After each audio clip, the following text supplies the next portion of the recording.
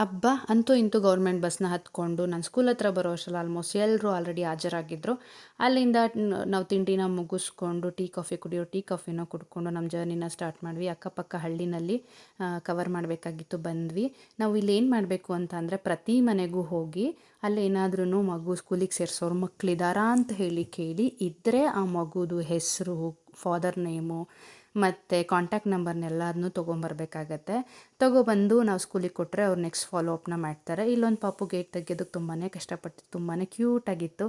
ಅದೊಂದು ವಿಡಿಯೋ ಮಾಡಿಕೊಂಡು, ಅದಾದಮೇಲೆ ಇಲ್ಲೊಬ್ಬರು ತಾತ ನಮ್ಮ ಮನೇಲಿ ಮೊಮ್ಮಕ್ಕಳಿದ್ದಾರೆ ಅಂದಾಗ ಅಲ್ಲೂ ಹೋಗಿ ಡಾಟಾನ ತೊಗೊಂಡು ಹಾಗೆ ನಿಧಾನಕ್ಕೆ ಬಿಸಿಲಲ್ಲಿ ನಡ್ಕೊಂಡು ಹೋಗ್ತಾ ಇರಬೇಕಾದ್ರೆ ನಮ್ಮ ಪ್ರೀವಿಯಸ್ ಸ್ಕೂಲ್ನ ಒಬ್ಬ ಪೇರೆಂಟ್ಸ್ ಸಿಕ್ಕಿ ಅವರು, ಬನ್ನಿ ಮ್ಯಾಮ್ ಮನೆಗೆ ಜ್ಯೂಸ್ ಕುಡ್ಕೊಂಡು ಹೋಗೋರಂತೆ ಅಂತ ಹೇಳಿದ್ರು.